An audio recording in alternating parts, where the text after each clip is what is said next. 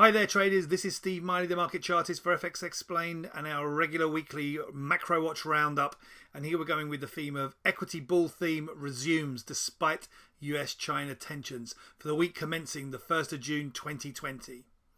So let's take a look first of all at the macroeconomic and geopolitical developments over the past week into the end of May.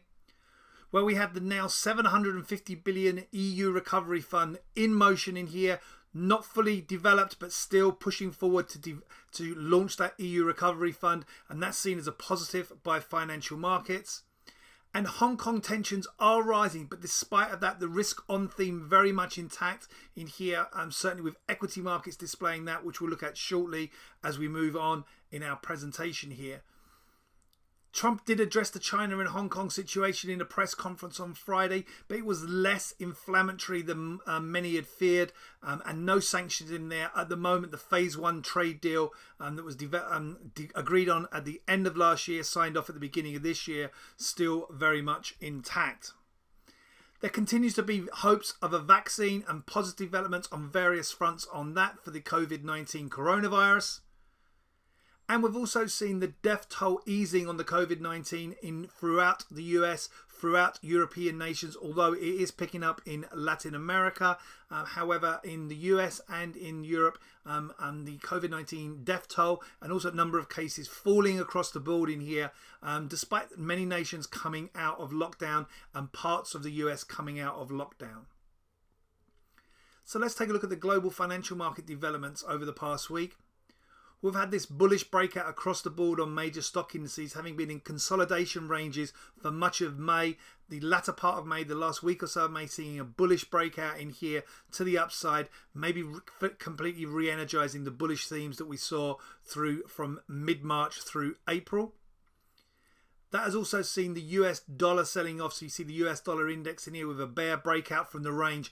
That is being driven by the fact the US dollar very much seen as a safe haven currency at the moment during the whole coronavirus pandemic alongside the Japanese yen. So the US dollar weakening as we've gone into a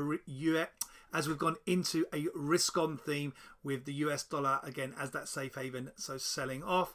And the euro actually benefiting from US dollar weakness and actually rallying against many other major European nations and also across the major currencies in it. So the euro very strong last week, breaking out to the upside.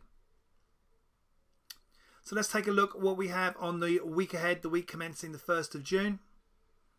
So on the central bank front, we have this week the Bank of Australia on Tuesday, the Bank of Canada Wednesday, and the ECB on Thursday. So a busy on the central bank front going into this week. On the data side, we have market and ISM manufacturing PMI data Monday. We have the RBA meeting on Tuesday, Australian then GDP on Wednesday, along with market and ISM services and non-manufacturing PMI data. Plus that Bank of Canada meeting also Wednesday. ECB Thursday alongside the weekly US jobless claims and the all-important US employment report, as well as the Canadian employment report on Friday.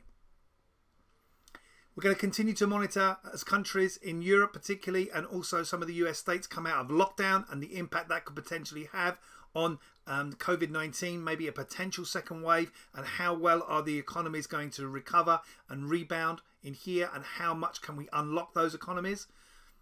And I'm going to wish you all in here a great trading week. Please be safe out there.